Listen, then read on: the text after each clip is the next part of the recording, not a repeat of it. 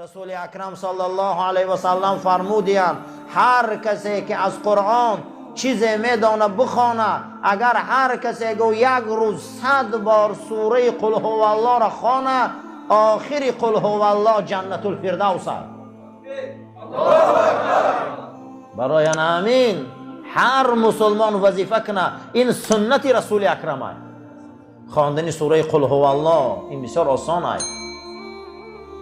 هر کسی که سوره اخلاص گفت اگر میخونه، مکافات او جنت الفردوس. در یکی از روایت هایی که آثار صحابه میبیاره، در زمان حضرت خلافت حضرت عثمان میگه آفتاب خیره شد. آفتاب چی شد؟ خیره رنگ شد. بعد از او از حضرت پرسیدن که چرا آفتاب امروز خیره های، نورش کم ای، رنگ گرفتگی های؟ گفت در عهد رسول اکرم هم همین خیل شده بود. پیامبر گفت آفتاب و ماهتاب نشانه های از نشانه های الله هم، اینها را خیره میکنه، اینها را روشن میکنه. شما برای این زیق نشوه. در یک روایت دیگر گفت اگر گناه خلایق زیاد شوه، خدا این آفتاب و ماهتاب خیره میکنه، قدرتش نشان میده که از حد نگذره. ای حد نگذره که من قدرت دارم آفتاب و ماهتاب نمیخیل کنم، شما هیچ پیش منده. ای حد نگذره. میگه این نشانه. حدیث امام مسلم روایت میکنه که هر شب آفتاب از مغرب، از مشرق و مغرب میرفته میشیشته، شب میرفته پیش عرش خدا در سجده میکرده.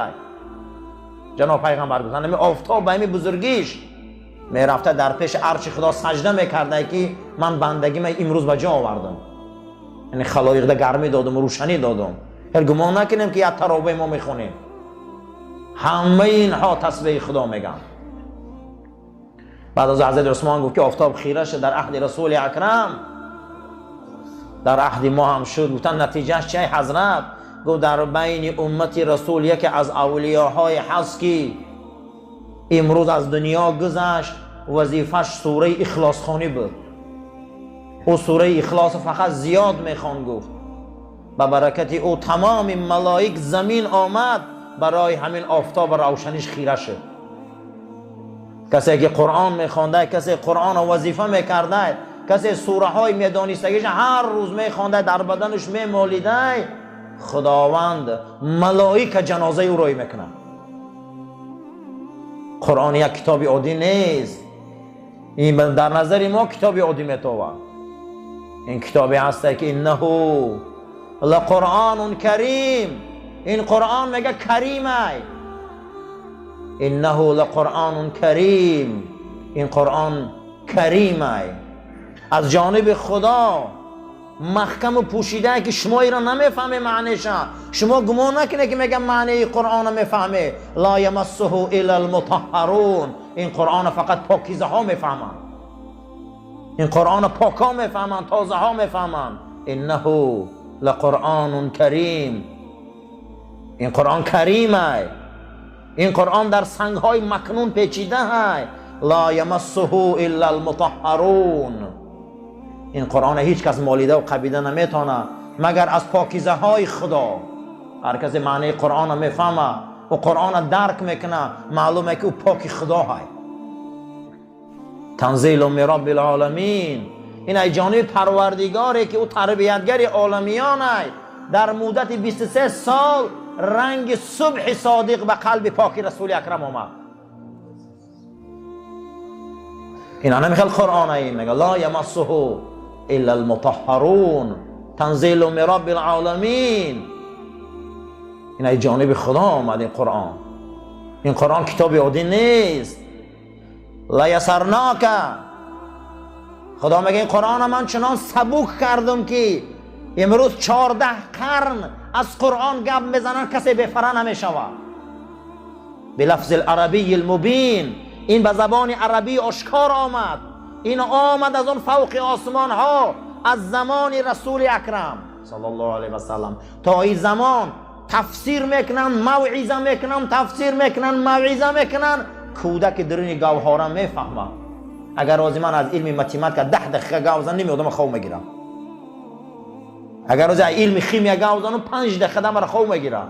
میگه می قرآن 14 قرن میگن کسی بفره نمیشوه. گریه خدی گوش میکنن. اینا هیچ کس نمیفهمی، وظبی نمیگه معنیش، اما میگه معجزه هایی که اهل قرآن گپ زنن میگه همه میفهمن. انه لقرآن کریم، این یک حجه آمد که به حق سخیه قرآن. 5 مرتبه ای که ای جانب خدا برای قاریای قرآن خدا داده بوده. 5 مرتبه ای که خداوند برای قاریای قرآن دادگی بوده است. اینها را میگفتیم مرتبه های ربانی. مرتبه های چی؟ ربانی که پروردگار برای حافظای قرآن داده است. یکمش الشفاعه، یکم قاریای قرآن شفاعت میکردیم. قاریای قرآن چیکار میکرده استیم؟ شفاعت. فإنه یأتی یوم القیامة شفیعا لاصحابه، روز قیامت قاریای قرآن دوستاشان شفاعت میکردیم. خشا به حال انسان هایی که دوستای حافظای قرآن هم. خشا به حال انسان هایی که قاریای قرآن قد خالصا لله دوستان، همون حافظ و قاریایی که اونها به قرآنشان عمل میکنن. ما قاریای بینماز بسیار داریم و یا جهنمی هم.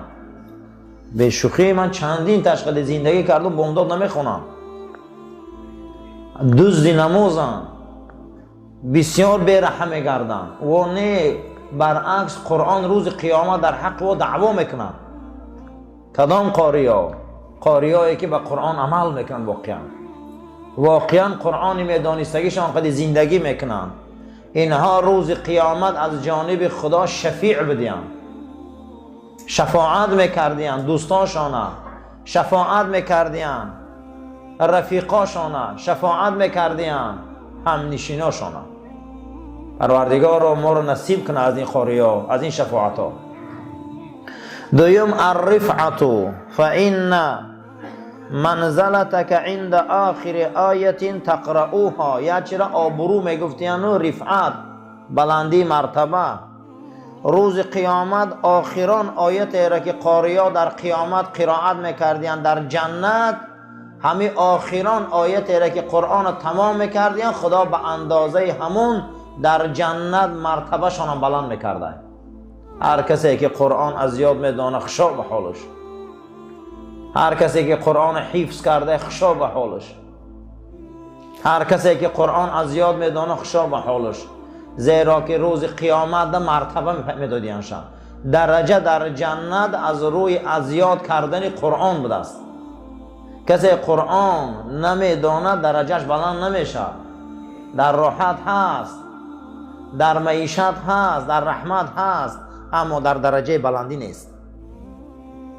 رسول اکرم صلی الله علیه و سلم گفتن چگونه ای که اهل زمین، ای زمین ستاره ها را میبینن که نگین باریده و آسمان میدهک نمایش و چراغ باری میتابن، به چشم سر میبینن. جنت هم مقام و مرتبهش همی خیلی. شما میدروی آدم ها را میبینی رنگ ستاره شما دوره، مرتبه و مقام اونها دور، شما اونها قدی و آخری کم میکنی، درجه هاشون بلنده. یکی از همین ها قاریای قرآن بودیم. سیوم درجه ربانی از صحبتو، خداوند قاریا را هم صحبت میکرده مع السفرة الکرام البرره. روز قیامت قاریا در دسترخوان پیغمبران میشیشتیم. روز قیامت قاریا در دسترخوان ابوبکر صدیق میشیشتیم. روز قیامت حافظای قرآن در دسترخوان شهدای احد میشیشتیم. اما کسی قاری نیست دوجه او را رح نمیتیم. کسی حافظ قرآن نیست، از اون دسترخوان و از اون معرکه ها محرومه. همه دنیا را معرکه هاش آدم ها را جدا میکنن که میگن برای مخصوص آدم های جمع. در اونجا حافظای قرآن در دسترخوان و همسفر و همصحبتی انسان های ابرار بدیان، پیغمبرا، صحابه، شهدا. خشا به حال انسانی که در دسترخوان اینا چای نوشه و خراک خرقتشان. حافظای قرآن قطعی یاب دستیان. در بین امت محمد صلی الله علیه و سلم بهترین امت این قاریای قرآن هم. زیرا رسول اکرم صلی الله علیه و سلم گفتن خیرکم من تعلم القرآن و علمه، بهترین شما کسایی هسته که قرآن تعلیم گرفته با دیگاه او را تعلیم میده. بهترین امت رسول اکرم هم بودن صلی الله علیه و سلم. این چهارمین عنوان و رتبه ربانی در حق قاریای قرآن بوده. خشا به حالشان. رسول اکرم صلی الله علیه و سلم فرمودند هر پدر و مادری که فرزندش حافظ قرآن میکنه و فرزند به این قرآن زندگی میکنه و به این قرآن عمل میکنه، روز قیامت این پدر و مادر خداوند در سرش تاج میپوشانده. البس الله والدین یوم القیامت تاجا احسن من ضوء شمس لو کان من بیوتکم. رسول الله گفتن صلی الله علیه و سلم روز قیامت خداوند به این پدر و مادرایی که بچه هاشون حافظ قرآن کردن، دختراشون حافظ قرآن کردن، این دخترها و بچه ها به این قرآن زندگی کردن، روز قیامت خدا تاج میپوشانده که نگین های این تاج از آفتاب و ماهتاب این دنیا روشن بوده. قیامت حسرت میخورده که کاش که ما هم خیلی تاج میپوشاندن، کاش که ما یه بار دیگه دنیا می آمدیم و بچه همون حافظ قرآن میکردیم. برای همین چهارمین آبرو عزت ای جانب الله در حق امت رسول اکرم صلی الله علیه و سلم کسایی به دستیان که قرآن حفظ میکنن و این قرآن به مردم با تعلیم میتین، تعلیم و تدریس قرآن میکنن. پنجمش الاهلیت، اهل بدن، سزاوار بدن، از همون طایفه بدن. جناب پیغمبر صلی الله علیه و سلم فرمودن اهل القرآن اهل الله و خاصته، کسی قرآن حفظ کردگی با او قرآن عمل کردگی حافظ قرآن این اهل الله، این اهل خدا بوده، خاصتا جدا کرده های خدا بودن. در این زمین، در این زمین جدا کرده های خدا این حافظای قرآن بودن که اینا را خدا جدا کردگی، اینا را پروردگار کلامش در روح و روان اینا جا کردگی، خداوند کلامش در بدن اینها جا کردگی، اینا را اهل الله میگن. اهل الله کسایی هستند که اینها حافظای قرآن هستند. رسول اکرم صلی الله علیه و سلم فرمودند که دو طایفه انسان اهل الله هست، همون آدمای احرام میبندن در حج فرضی تا از احرام بدن اینا اهل الله هستند، اینا اهل خدا هستند. دوم هر کسایی که قرآن حفظ میکنن. هر کسایی چی حفظ میکرد هستیان؟ قرآن. ابو یحیی صحابه رسول اکرم صلی الله علیه و سلم روایت میکنه که شب من در بستر خواب دراز کشیدگی بدم که بعد از او خستم و طهارت گرفتم، قرآن تلاوت میکردم. بعد قرآن تلاوت میکردم که صدای اسبم بلند شد و منم قرآن بس کردم، صدای اسبم بس شد و من قرآن با بلندتر تلاوت کردم که صدای اسبم بلند شد، با پس کردم که با پس شد. گفتم که شاید بچه حکم پیش اسب نرفته باشه که یگان ضررش رسانه. ایجام خستم و سراسه موار پیش همون یک کمیخ اسب دویده رفتم که فرزندم همون جدا نباشه که ضررش رسانه. میگه آمدم که بچه هم نیست، اسب در همون یک کمیخش بستگی اسب رنگ تور گرفتگی راست استاده و من خودم حیران شدم که چرا این چند بار صدا بلند کرد با در وقت خواندن قرآن من. بعد از اون میگم وقتی اسب بدنش میمالیدم و آسمان نگاه میکردم گمان میکردم که از پشت آسمان، از پشت ابرهای آسمان میخیل چراغهای گریان استاده چند دانه. من خودم دیدم در آسمان چراغهای گریانم. آمدم با همین خوابم برد و سحری مسجد رفتم رسول اکرم دیدم صلی الله علیه و سلم. گفتم فرستاده خدا من شب همین واقعه را خودم دیدم. امام بخاری حدیث روایت میکنه من همین واقعه را خودم دیدم. حضرت گفت که ابو یحیی دوام میدادی قرآن که ملائکه ها زمین می آمدن. ابو یحیی تو دوام میدادی این تلاوت قرآن که ملائکه ها زمین می آمدن، تمام مردم به چشم سرشون فرشته ها رو می دیدن. تلاوت قرآن ملائکه زمین می بیارن. تلاوت قرآن ملائکه را یک رحمت باری زمین می بیاره. زمین پر از ملائک می شود. هر یک اهلی که در اونجا گوش کردن، در اونجا راحت کردن، در اونجا لذت بردن، ملائکه ها در حق اینا استغفار میکنن. ما به خبریم که در این اطراف ملائکه الله می بیساعتا. ما ایران نمیدانیم این نیروها را، زیرا که رسول اکرم صلی الله علیه و سلم فرمودند که هر کسی که قرآن میخوانه ملائکه ها از آسمان همون خاندان میبینن که رنگ ستاره روشنه، در همون خاندان طلب مغفرت میکنن.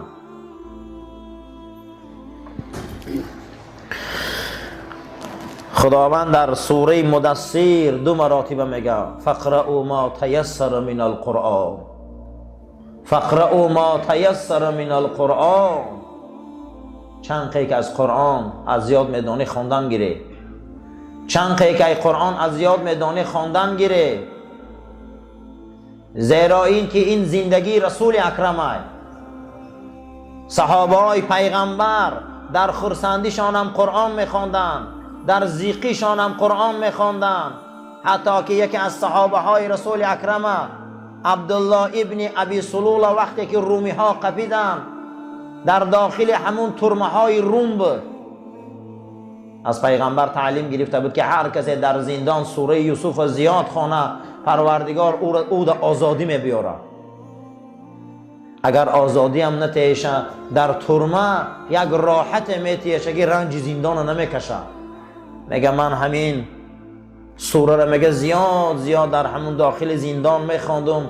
روز از روزها بود که خالد ابن ولید آمد و در حالت گفت و شنید ما را از زندان خلاص کرد. من به برکت سوره یوسف خلاص خوردم. قرآن این برکت داره، قرآن این زندگی است، قرآن خواندنش رحمت است.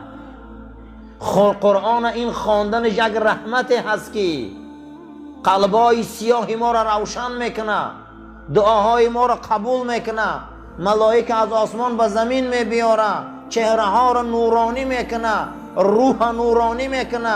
از همش میل خوشنودی خدا. این درجه را خدا برای اهل قرآن داده. هر کسی که امروز یک ورق از این قرآن نخونه وای بر حالش. هر مسلمانی که هر روز قرآن خوانی نداره وای بر حالش. هر مسلمان قرآن خواندن نمیتونه وای برای مسلمانیش. این مای قرآن است، این مای عزت است، این مای هست که این امانت رسول اکرم است. یا علی الا ادلکم بکلمت، علی خبرت کنم به یک کلمه که قلبا را میلرزانه و ما را زیق میکنه. بگو رسول الله چیه؟ گو روز میشوه که این قرآن هیچ باقی نمیمانه مگر همون رسمش.